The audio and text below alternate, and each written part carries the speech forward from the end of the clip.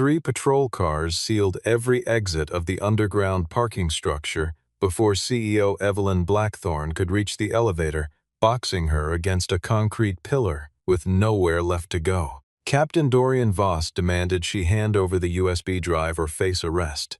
No warrant, no judge's signature, and every officer's body camera already dead. Nobody in that garage noticed the man in the worn work jacket stepping out of the service corridor until he raised a tarnished silver badge and read a number that should have been buried 7 years ago. Voss went pale. Stay until the end. Find out if that old badge saved Evelyn Blackthorne or pulled Rowan Hale back into his worst nightmare. Rowan Hale had spent the better part of that Tuesday afternoon on his knees in front of an access control panel on sublevel 2 of the Blackthorne Infrastructure Group tower, running a firmware diagnostic on a magnetic lock assembly that someone had clearly been neglecting for months. His work order was straightforward. His tools were spread neatly across a canvas drop cloth, and the only sound he cared about was the satisfying click of a card reader unit accepting a fresh configuration file. He was 42 years old, lean in the way that comes from years of deliberate economy rather than any particular vanity, with the kind of stillness about him that made people in offices tend to forget he was there. That quality had served him well in a former life, and it served him still, though in quieter ways now. Security consulting, firmware patches, the occasional background check for companies that needed someone who understood both locks and the people who tried to beat them. He had a daughter at home named Sadie who was 16 and sharp and deserved a father whose name did not appear in any law enforcement database flagged for misconduct. And so he kept his head down, completed his contracts, and asked nothing of the world that the world was not already offering. The badge in his interior chest pocket was not a weapon and not a deception. It was a weight he had carried so long he no longer noticed it. The last object Miles Keene had pressed into his hand before dying, a relic of a version of himself he had not yet fully mourned. He heard the vehicles before he saw them, 3 sets of tires compressing against the treated concrete, engines idling down with the practiced synchronicity of a coordinated maneuver rather than a routine response. Rowan set down his diagnostic tablet and moved quietly to the corner of the maintenance corridor, staying inside the shadow of the doorframe, watching without being watched, a habit so deeply ingrained it required no conscious decision. Evelyn Blackthorne was already backed against the support pillar, her posture rigid and controlled in the way of someone who had trained themselves never to appear afraid in public, a small USB drive pressed between her palm and her jacket lining. Captain Dorian Voss was talking at her in that particular tone Rowan recognized from courtrooms and interrogation antechambers, measured, pleasant on the surface, designed to make the target feel that compliance was simply the reasonable thing.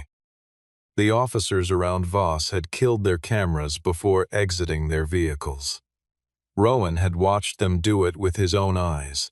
3 men tapping the same button on the same kind of chest unit within 20 seconds of each other, which was not coincidence, and was not procedure, and was not anything that belonged in a legitimate police action. He did not make a decision so much as recognize that a decision had already been made the moment.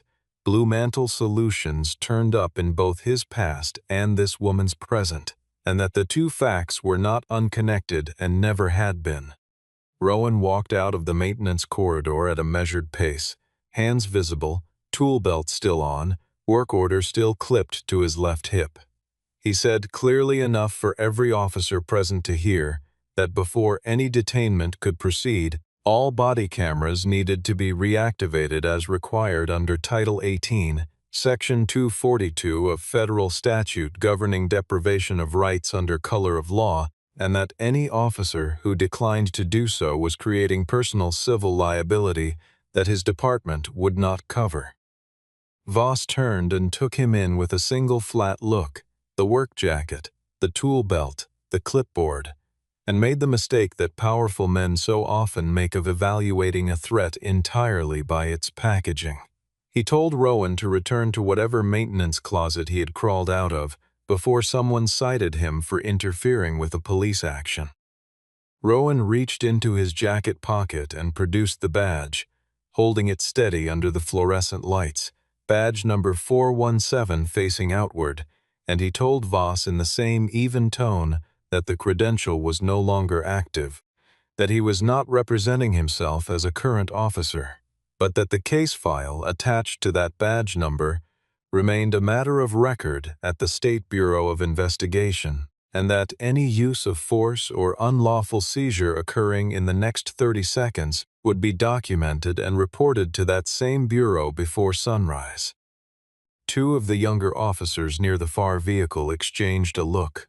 One of them had not restarted his camera, and now his hand moved toward it, uncertain. Voss did not move for a long moment, and then he took a single step backward, the way a man does when he is recalculating, and told his officers to stand down temporarily while he made a call. It was enough. Evelyn pressed close behind Rowan as he walked her steadily toward the service corridor, unhurried, giving no one a reason to accelerate. When Voss finally spoke again, it was into his radio and not at their backs, which meant they had won the margin they needed. Rowan did not let his breathing change until the maintenance door closed behind them and the lock accepted his override code with a soft green light. As they moved through the service passage in the dark, Voss's voice came through the concrete behind them, low and intimate, not meant for the other officers but for Rowan alone. A statement that carried the weight of a threat and the shape of a confession at the same time. He said that Rowan should have disappeared along with Miles Keene 7 years ago. Evelyn said nothing for 5 full seconds after that. Then she asked who Miles Keene was, and Rowan told her to keep walking, and that he would explain when they were somewhere that did not have 3 police vehicles parked 20 feet away.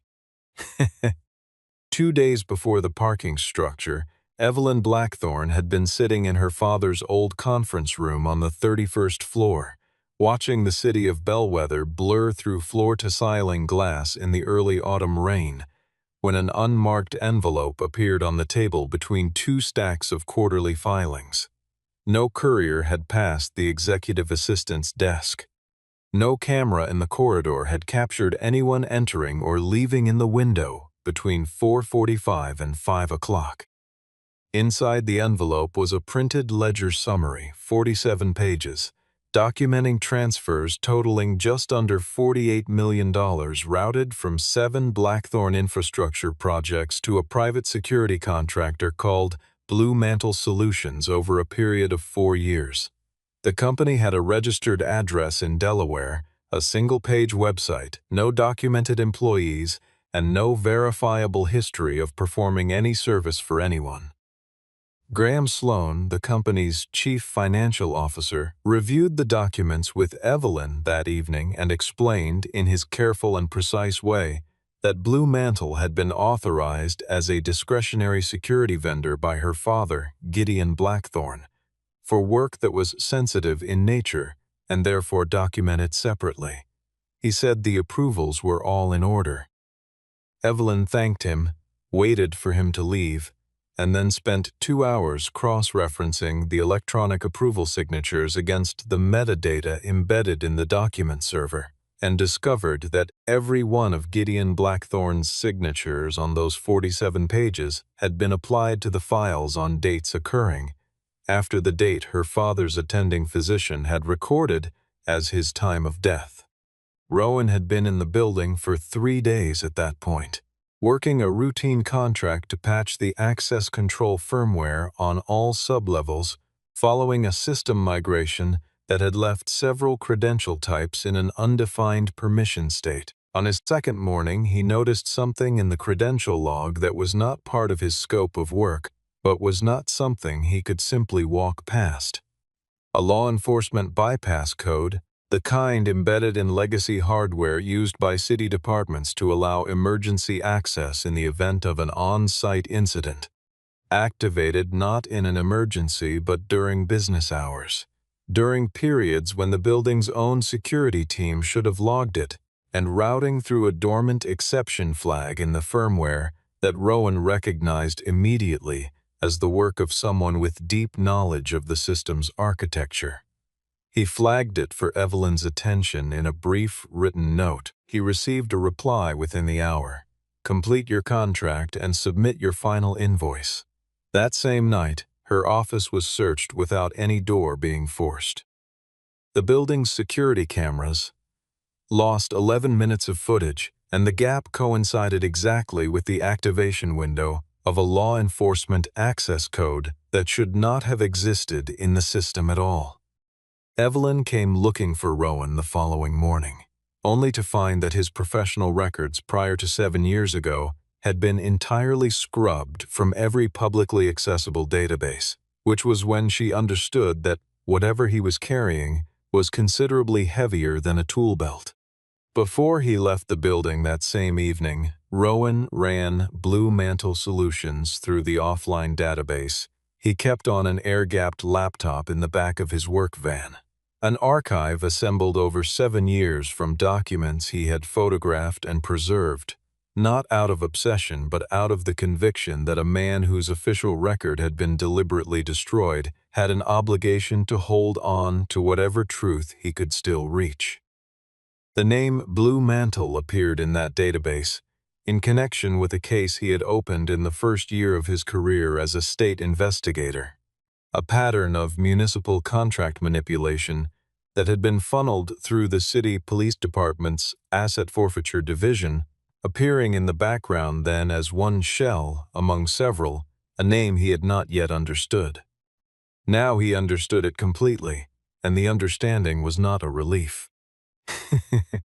7 years before Evelyn Blackthorne discovered a dead man's signature on a financial document, Rowan Hale and his partner Miles Keene had been the two most effective investigators in the state police's Special Crimes Unit, working a case that had begun as a routine audit of property held in evidence storage and had grown, over 18 months of patient work, into something that reached every major institution in Bellwether.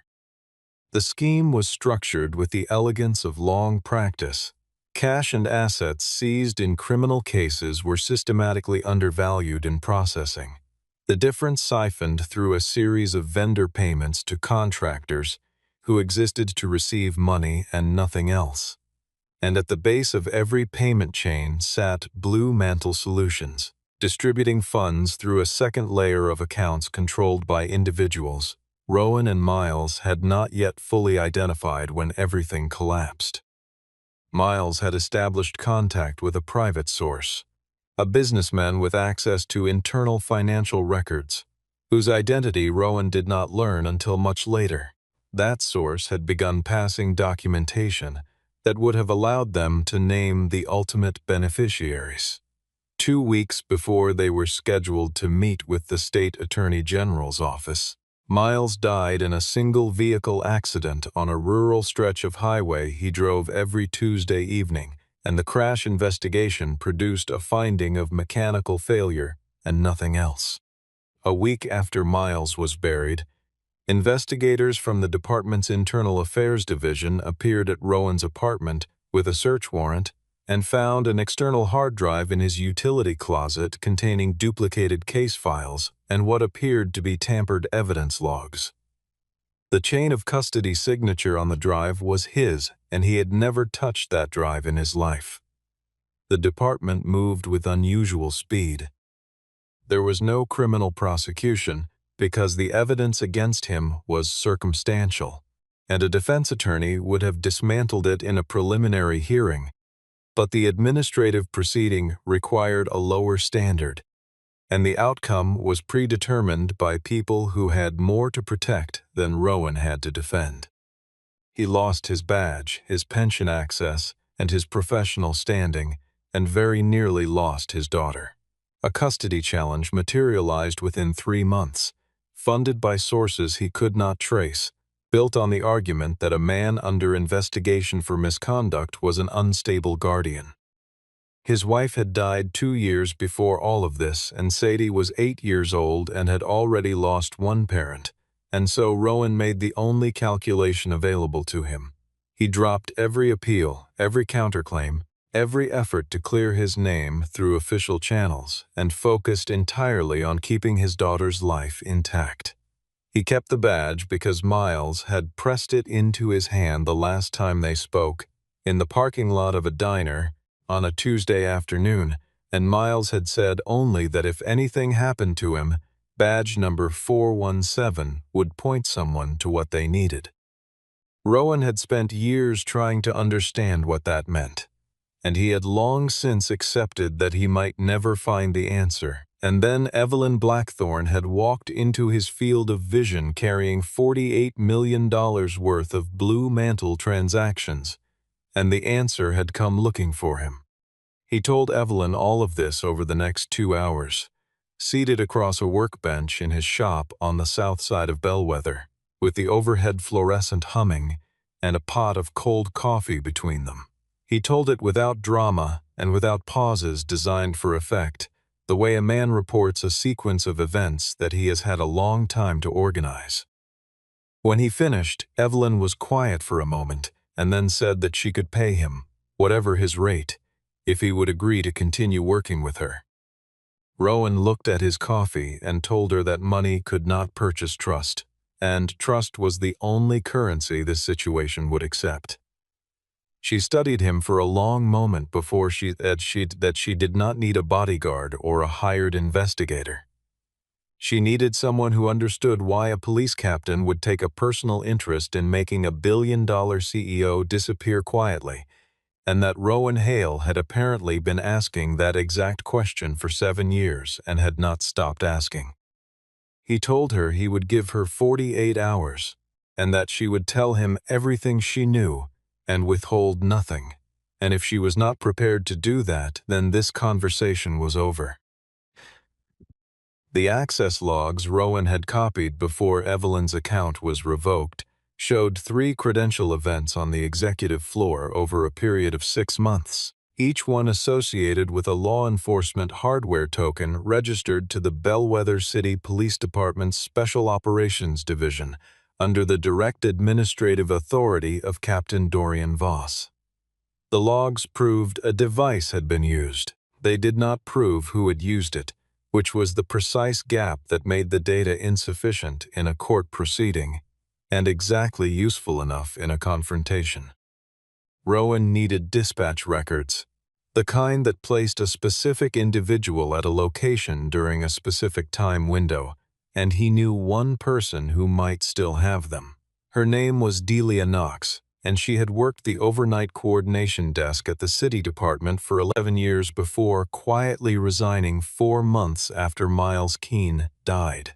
And she had made clear through a mutual acquaintance that she had no interest in being found by anyone who might give Voss a reason to come looking for her. He called her through a relay number she had never told him to stop using. She picked up on the 4th ring, said nothing for 3 full seconds, named a decommissioned rail station 20 miles west of the city and a time the following morning, and ended the call before he could confirm. Evelyn wanted to engage her attorneys and contact independent journalists that same night. Rowan spent 20 minutes explaining, carefully and without condescension, why every channel she considered safe had likely been stress-tested by a network that had been operating unchecked for nearly a decade and was not about to leave obvious flanks exposed. She did not enjoy being told that her institutional tools were unreliable, but she was intelligent enough to recognize the argument.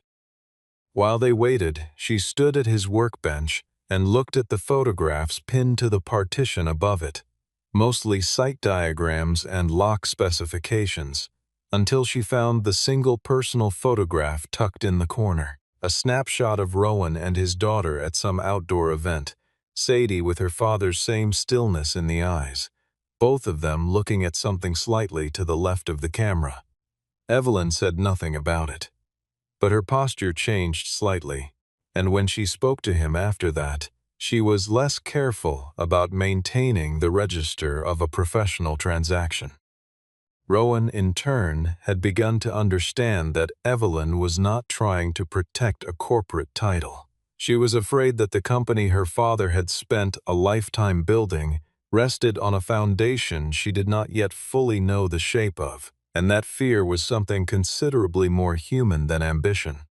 At the rail station the following morning, Delia Knox was already inside, seated on a wooden bench with a canvas bag in her lap and the particular wariness of someone who had been looking over her shoulder for years and had made a quiet peace with it.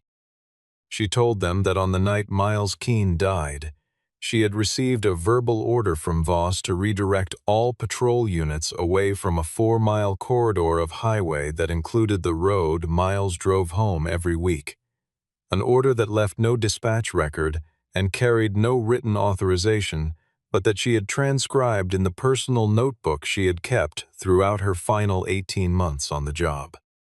The entry for that night also noted an inbound call to the department's general line from a Blackthorn Infrastructure Group main exchange number, placed 11 minutes before Voss issued the redirect. Delia also produced a small digital recorder with a cracked housing, telling them that a conversation involving Voss and at least one other person had been captured accidentally on a desk unit that had not been properly silenced, that the relevant segment was heavily degraded, and that she had written down the words she was certain she could make out. Evelyn went still when she saw the Blackthorn exchange number. She said quietly that she thought her father might have made that call. Rowan said only that they needed to know more before drawing that conclusion, because a main exchange number was accessible to every senior officer of the company, and wanting something to be true was as dangerous as wanting it to be false. On the drive back, while Rowan worked through the degraded audio file on a laptop, Evelyn's phone produced a cascade of notifications. The board had convened an emergency session. Graham Sloan had submitted a formal petition citing her with unauthorized data extraction, conduct detrimental to shareholder interests, and evidence of psychological instability warranting immediate suspension, and a video clip had been sent anonymously to 3 board members, showing Rowan accepting an envelope outside the City Police Administration building 6 months prior. He told her, before she could ask, that he had requested a meeting with Voss seeking voluntary reopening of Miles Keene's case, and Voss had sent a subordinate with a written refusal and a warning to stop pursuing the matter, and he had accepted the envelope and never opened it in the presence of a witness, which was now a problem he had not anticipated. She said that he had told her he would withhold nothing. The silence in the van after that was a different kind of silence than any they had shared before. She got out at a corner 3 blocks from her building and walked toward her corporate attorney's address, and Rowan sat in the parked van and worked the audio file until a phrase emerged from the static, broken but recoverable. "Don't call Gideon. Sloan already controls his line." He found her before she reached the attorney's building.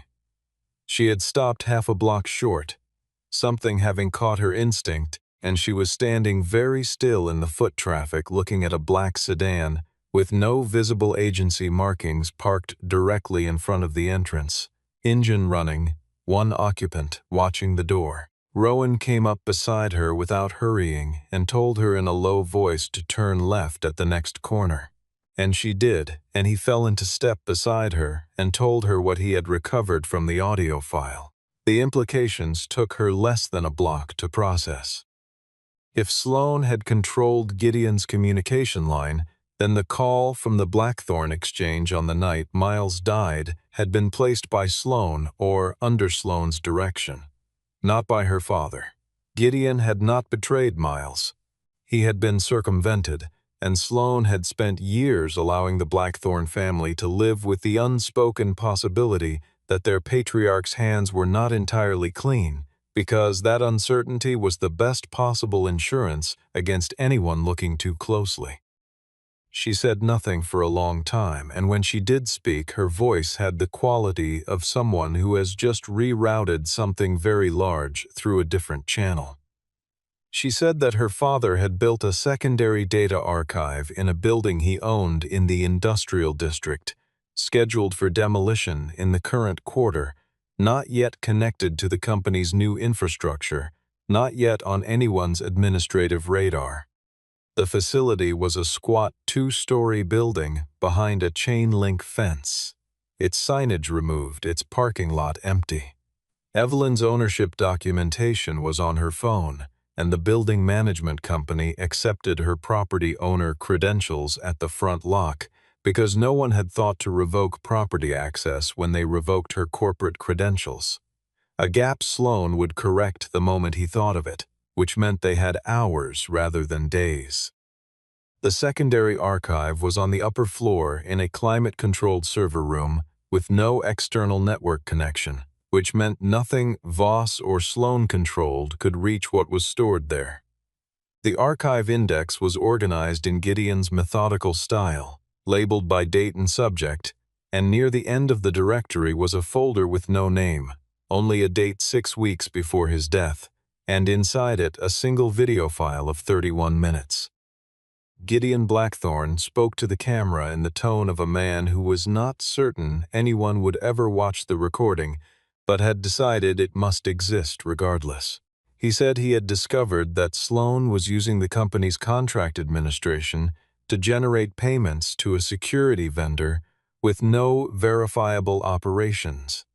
That he had initially believed this was a private arrangement he could address internally, and that when he attempted to address it internally, he understood it was neither private nor limited to his company.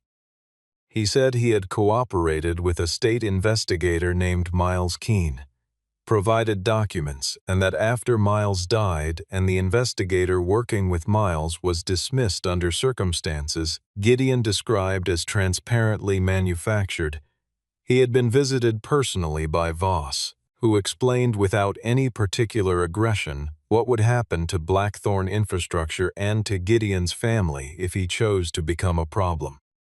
Gideon said he had paid legal fees anonymously to ensure that the dismissed investigator did not lose custody of his child, because it was the smallest thing he could do, and he was not able to do more without destroying everything his family had built and putting 12,000 employees in a position he had not asked them to share. He said the full record was in a filing system he called the Ash Ledger, stored in a place where power could not enter without being recorded, and he left that description without further clarification. Evelyn watched the video twice without speaking. She said finally that she had spent 4 years trying to be the kind of CEO her father would have respected, apparently inside a structure he had been too afraid to dismantle. Rowan said that what Gideon had done was not a simple thing to judge, that the choices available to a man protecting 12,000 jobs in the presence of a direct threat were not the same choices available to someone with less to lose, and that he knew something about placing a child's safety above every other consideration, and would not be the one to condemn it.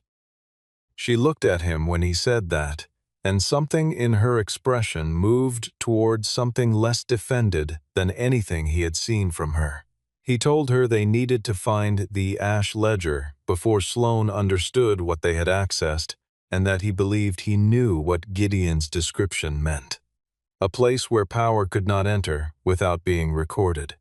Every visitor logged, every credential documented to the exact second, by federal archivists operating under statutes that neither a city captain nor a corporate director could override. Rowan told her the Ash Ledger was in the federal courthouse records depository, in a filing box registered to a charitable foundation Gideon had established in his first wife's name 30 years ago. Evelyn held the inheritance rights to everything Gideon had placed in trust through that foundation. But the inheritance verification required a board resolution or a court order, and Sloan had already petitioned the county probate division to freeze the foundation's assets pending the investigation into Evelyn's conduct. Voss had issued a warrant for Rowan's arrest on charges of impersonating a peace officer and obstructing a law enforcement action, which meant Rowan could not walk into any official building without being detained at the door. They were running out of time and running out of moves, and it was Sergeant Mara Quinn who changed the geometry. Quinn had been a patrol officer for 9 years and had spent the first 2 of them watching Rowan conduct interviews with the patient precision of someone who understood that truth moves at its own speed, and she had followed his dismissal with the quiet distress of a person who recognizes something is wrong but has no standing to say so. She had spent the years since working inside a department where certain things were simply not discussed, and certain orders were simply followed, and everyone understood that this was how institutions survived. She contacted Rowan through the online inquiry form of his consulting business, and said that 3 junior officers who had been present at the parking structure had come to her privately, that all 3 were troubled enough by what they witnessed to question their captain's authority, and that if he had something solid enough to justify a refusal of orders, she needed to see it before the board meeting Sloane had scheduled for the following afternoon. Rowan met Quinn at a diner in the industrial district and gave her the badge. He told her what number was on it, and he told her what Miles had said in the parking lot of another diner in another year. And he asked her to go to the department evidence warehouse and locate the case file corresponding to badge 417 and check the chain of custody log against the administrative transfer records for that material. She asked if he understood what he was asking her to do. He said he understood exactly. He said the only thing he needed her to be was the officer she had been when she first came through the academy, before the institution had asked her to trade that version of herself in for a more manageable one. He spent that same night building a scheduled release, set for the following morning, activating automatically regardless of whether he intervened to cancel it, distributing Gideon's video file to a federal prosecutor in the Eastern District, the State Attorney General's Investigative Division, a police accountability organization, and a former colleague of Miles Keene's working as a private investigator in another city. The release could not be stopped without access to a relay server that was not in Bellwether and not registered in any name connected to Rowan. He told Evelyn the plan when it was already in motion, and she said it was either very good or catastrophic. He said those 2 outcomes were rarely as far apart as people hoped. Evelyn walked into the Blackthorn Infrastructure Group boardroom the following afternoon carrying nothing in her hands. Her expression arranged in the careful blankness she had learned to deploy in situations where any display of feeling would be interpreted as weakness.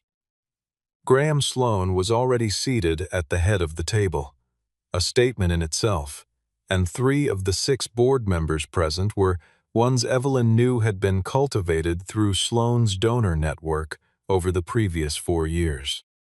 Sloane opened the proceedings with the practiced warmth of a man who had run this kind of meeting before, expressing regret, expressing care, expressing the sincere hope that Evelyn would recognize the moment as one of stewardship rather than aggression.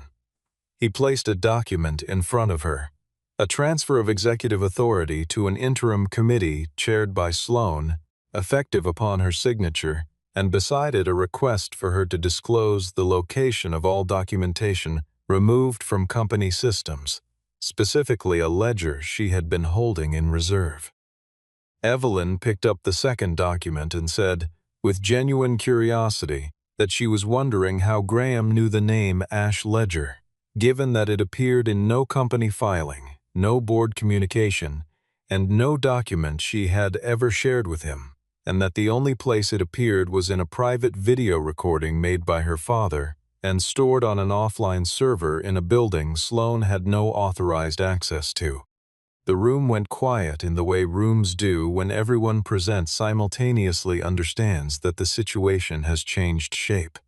Before Sloan could answer, the doors at the back opened and Voss entered with 2 officers, and the atmosphere converted instantly from corporate theater to something with harder edges. Voss announced that Evelyn was under investigative detention and that Rowan Hale, also present, was subject to an active arrest warrant. Rowan was standing near the windows, and he did not move toward any exit. He said clearly and without raising his voice that the badge he had presented in the parking structure 2 nights prior was not active and had never been represented as active, and that what it carried was a case file number, and that the evidence materials attached to that file had been located in departmental storage the previous evening under a chain of custody transfer bearing Dorian Voss's own administrative signature, executed on a date 6 months after those materials should have been destroyed per standard retention protocol. Which meant either Voss had illegally retained them or illegally moved them, and either way the documentation was now in the hands of the State Police's Internal Affairs Division, delivered by a uniformed officer acting on her own professional obligation. Sergeant Quinn stepped through the same doors Voss had used, followed by 4 officers wearing state police insignia rather than city department markings. She looked at the 2 city officers flanking Voss and told them, without drama, that their captain was the subject of an active State Bureau investigation and that any order he issued in this room was one they had no legal obligation to follow and significant legal exposure for choosing to follow. One officer stepped back immediately. The second looked at Voss, and Voss looked back, and the second officer stepped back. The boardroom's audio feed had been live since Evelyn entered, routed to 3 separate recording parties Rowan had arranged the night before, which meant Sloan's confirmation that he knew the name Ash Ledger was already captured and transmitted to the same federal prosecutor whose office would spend the next several months building the case. Sloan attempted to explain that everything he had done was designed to protect the company from political interference and labor disruption, his voice maintaining its careful precision even as the room emptied of the authority that had sustained it. Voss moved toward the door, and Quinn stepped in front of him and asked him to remove his service weapon and department credentials. He complied, slowly in the silence that follows the collapse of something built on hollow ground. Rowan did not raise the badge again. He stood at the window and watched Voss hand over his credentials, and said only that the badge had never been meant to make him something he was not, but to remind the officers in the room of what they had agreed to be before someone asked them to be something else. The state investigators arrived with search warrants within the hour. The Ash Ledger was retrieved from the federal courthouse depository under an emergency access order, and its 112 pages of transaction records contained full names and account identifiers on every line. The prosecutions moved with the methodical pace of cases built on financial documentation rather than incident. Dorian Voss was indicted on 9 counts, including obstruction of justice, evidence tampering, abuse of official capacity, and 2 counts related to the circumstances of Miles Keene's death, where the redirect order from Delia Knox's notebook and a separate set of cell records placed him in a position that no longer supported any interpretation of coincidence. Graham Sloan was indicted separately on financial fraud, conspiracy, and falsification of corporate records, and his cooperation with prosecutors in exchange for a reduced charge structure produced a document trail that reached into 3 other municipal contracting offices in 2 neighboring counties. Rowan's disciplinary record was not expunged that week or that month. The formal review process required documentation, testimony, and an administrative proceeding that moved on its own bureaucratic schedule without regard for the shape of a story. 5 months after the boardroom, the State Bureau's Review Board issued a finding that the original misconduct determination had been based on fabricated chain of custody documentation and was therefore void. The notations disappeared from his record with the finality of something that had never been properly there. He did not attend the session where the finding was issued because it fell on the same morning as a scheduled parent-teacher conference for Sadie, who was performing extremely well in her junior year and did not need her father to miss the meeting for anything that had happened before she started high school. Miles Keene's family received a formal letter from the state police superintendent, followed by a public acknowledgement at a ceremony in Bellwether, attended by enough officials to make clear that the acknowledgement was institutional rather than a private courtesy. Miles's name was added to the State Investigative Bureau's memorial wall in the section reserved for officers who lost their lives in the line of duty.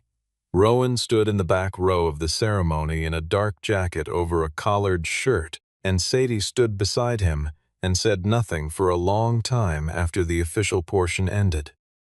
Then she said that his partner seemed like he had been a good investigator. Rowan said he had been the best he ever worked with. She put her hand through his arm briefly in the way young people do when they want to convey something they have not yet found the words for, and they stood there together while the crowd dispersed around them. Evelyn Blackthorne stood a few rows ahead and did not turn around, which was its own kind of consideration. She returned to the executive chair after a board vote that was not unanimous but was sufficient, and she spent the first 3 months of her reinstated tenure doing something her father had been unwilling to do. She released the full scope of the financial damage publicly, engaged an independent audit firm, established a remediation fund for the affected municipal projects, and answered every journalist's questions without a communications officer present. The company sustained a significant loss in its first quarter and a smaller one in its second, and then its project pipeline began recovering on the basis of something that had been absent for years, the specific quality of trust that comes not from the absence of scandal, but from a demonstrated willingness to survive one honestly. She offered Rowan the position of chief security officer with a corner office and an executive salary. He declined on the grounds that he had spent 7 years learning to distrust any position where the holder was expected to make the institution's problems disappear, and they agreed instead on a structure that had no direct precedent in the company's history. A small independent unit reporting to the board rather than to management, tasked with internal investigation and ethical review, with a mandate to surface problems before they reached the scale that required parking garages and offline servers and federal prosecutors to resolve. He made sure every member of his team understood that their primary obligation was to the employees who had no other recourse, not to the structure that employed them. He put the badge in a plain frame from a hardware store and set it on the bookshelf in his office, between a technical manual and a photograph of Bellwether taken from the roof of the old data archive building before demolition. Evelyn saw it one evening and asked him, with the directness that had become one of the things he most valued in her, why he still kept it after everything it had cost him. He said he needed to remember that losing the title had not cost him the person who had held it, that the work he had done, the partner he had worked beside, and the clarity about what he was supposed to do and why had never resided in the badge and could not be taken with it. She stood beside the shelf for a long moment, reading the number on the badge the way someone reads an inscription they want to carry with them. Then she said that this time they were going to build a place where no one had to make that choice in the first place. He said that sounded like the right kind of work.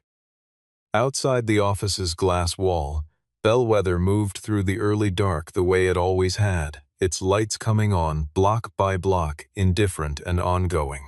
For the first time in 7 years, the number on that badge did not feel like a wound Rowan was still carrying. It felt like a number that had finally pointed where it was always meant to lead.